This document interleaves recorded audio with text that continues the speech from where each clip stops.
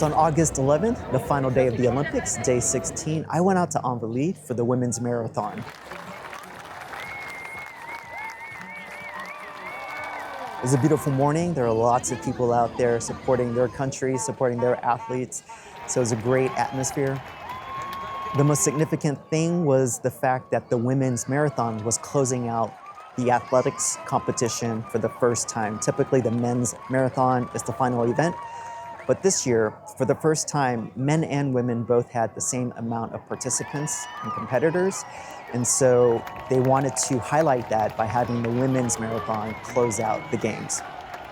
A lot of people talked about how grueling this course was. And Sifan Hassan of the Netherlands won gold for her country.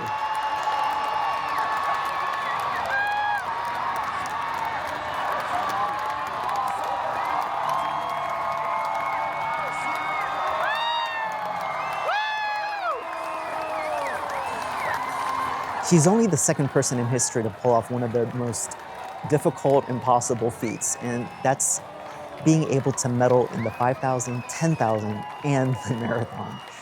Only one person before her had even done it, and that was Emil Zátopek from Czechoslovakia, from the Czech Republic. She actually nicknamed this project after him. The crazy thing about what he did was he won gold in all his events, but he decided to run the marathon in the last minute. And so he's a legend. He's got an amazing story himself. He was beloved in his country, did remarkable things. In the early 1950s, a young Czech army captain developed a training method that would change running forever. And was stripped of a lot of that by the changing regimes, the changing country. But he wasn't just a committed athlete. When his country was invaded, he made a personal stand.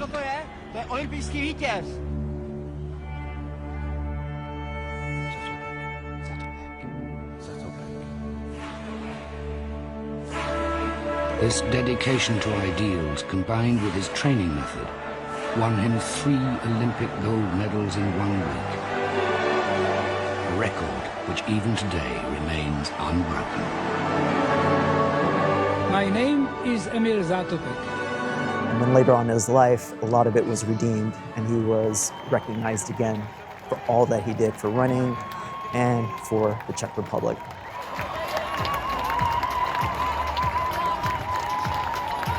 So the women's marathon was a great event, really memorable for the fact that Hassan was able to accomplish that feat of medaling in the 5,000, 10,000, and the marathon in the end.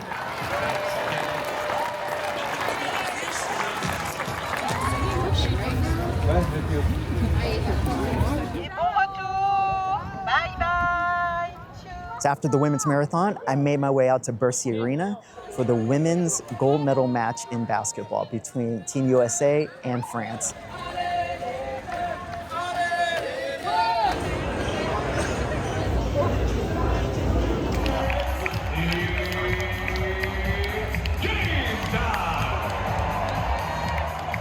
This was a hotly contested matchup. It was pretty ugly. In the first half, I have to say, I think France, they really mucked it up. It looked like the Knicks Rockets NBA Finals from 1994.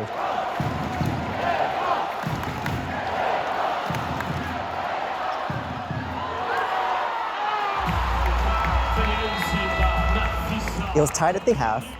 I think it was only 20-something points. The score, it's all tied up. France 25, USA 25. And Team USA, they were just off their game. So many turnovers, so many unforced errors. They just were not in sync. In the second half, France put up a double-digit lead.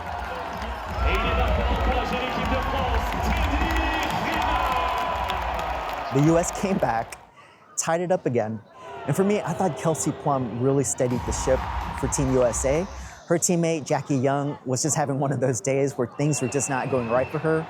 And so by the end of it, we had that crazy ending where we hit the free throw, we're up by 3.